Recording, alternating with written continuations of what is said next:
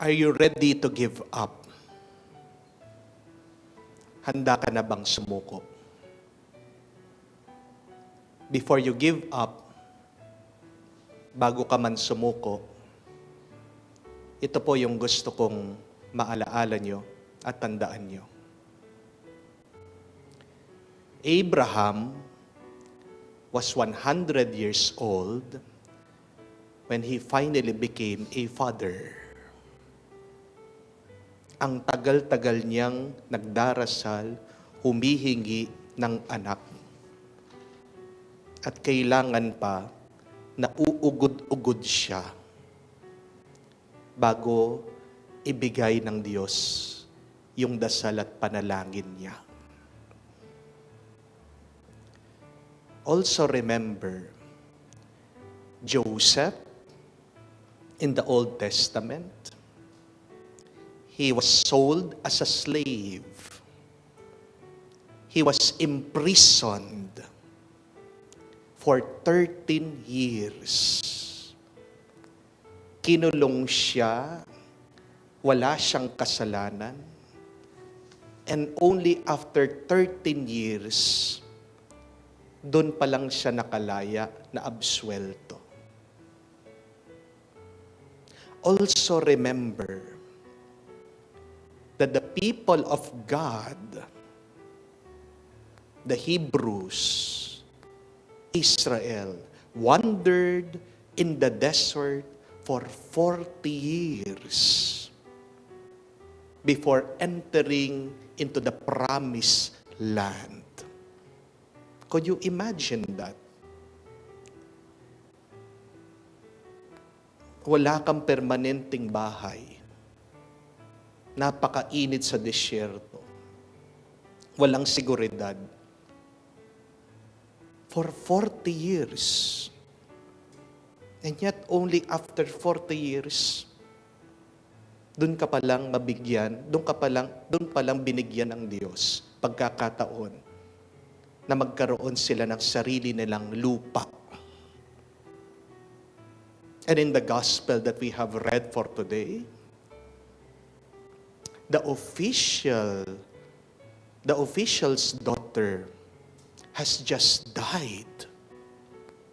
Kamatay-matay pa lang. But look at his faith. He went to Jesus, believing that only after Jesus has touched that child, believing that Jesus could resurrect the child. And Jesus had done it. Patay, muling nabuhay. And also remember, the woman with hemorrhage. She was suffering, ill, may sakit. How many years? 12 years. Halos naubos na lahat ng kanyang pera. Ang tagal, pero hindi sumuko. Hinawakan lang yung laylayan ng ating Panginoon, yung kanyang damit, gumaling. Instantly, agad-agad. How about you? Gaano ka nakatagal naghihintay? Baka wala pang years. Tapos handa ka ng sumuko. Before you give up, bago ka man sumuko, please pray for these 3 things. First is faith. Second is hope. Third is love. What is faith? Ano bang pananampalataya? Ang pananampalataya ay isang paraan ng pagtingin. It is a way of seeing things. It is seeing more than what our eyes can see. Amen? Sabi nga ni Einstein, imagination is a sneak peek of the future. In the term of Einstein, it is imagination. But for us, it is faith. For us religious, it is faith. Napoleon Hill would say, what the mind can conceive and believe, it can achieve. Amen? So ask yourself, what do you see? Anong nakikita mo? Kung ang nakikita mo, puro masama. Kung nakikita mo, puro kabiguan. Yun yung lilitaw. Yan yung mangyayari. Because that is your faith. Your faith on bad things. Amen? But if you have faith on good things, faith on God's blessing, faith that God would answer your prayers, would you think that thing that you pray for will not materialize?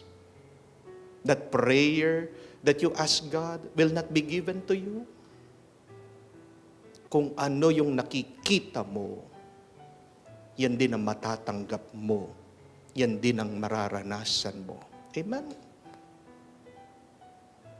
Have this great faith. But secondly, hope. Ano bang pag-asa? Hope is a voice inside of us, whispering, saying, you can do it. Try it one more time. Saying to you, one more day, sige na, kaya mo, konti na lang. Sige pa. When the world says to us, stop, it is hope, the voice inside of us, that pushes us to continue. Have a lively hope. Huwag mong papabayaan na mamatay ang iyong pag-asa. Dahil pag wala ng pag-asa, patay ka na. Dahil yung kasabihan totoo, habang may buhay, may pag-asa. Pero ang totoo, habang may pag-asa, merong buhay. Nag-uumpisa sa pag-asa para ikaw ay magkaroon ulit ng lakas at ng buhay. Amen? And third, love. Pagmamahal. Ano ba ito? For me, love is our superpower. Isipin nyo, pag naaalala mo yung minamahal, di ba kahit na pagod ka, naghihina ka na, nangangawit ka na, bigla-bigla nagkakaroon ka ng gana. Bigla-bigla lumalakas ka. Love is the greatest force here on earth that pushes you to do the impossible. Kahit na masakit, iiwan mo ang mga pamilya mo dito sa Pilipinas, mangigibang bansa ka, kahit na malayo ka sa kanila, kahit na nangungulila ka, gagawin mo yon. Bakit? Dahil sa iyong pagmamahal. Ang mga iba, kahit na meron silang sakit, magtatrabaho pa rin, para sa ano? Para kanino? Para sa kanilang mga minamahal. Merong mga iba, nagko-continue sa kanilang abusive relationship, kahit na masakit, nasasaktan sila. Para saan? Father, para po sa mga bata. Meron din mga iba na nagpapatuloy sa kanilang serbisyo sa simbahan kahit na napakaraming pagsubok. Kasi, Father, mahal ko ang aking pananampalataya. Mahal ko si Lord. Alam ko, dito niya ako tinatawag. Kahit na naghihirap ako, kahit na may sakit ako, kahit na wala akong pera, kahit na inaaway ako ng mga ibang kasama ko sa simbahan. At kahit na inaaway ako minsan ng aking parish priest. Without love, you cannot do the impossible. Love is our superpower. And why is that? Because love is grace. God is love. Amen. When you have love, you have God. When you have love, God gives you the strength to carry on. Are you ready, really, to give up?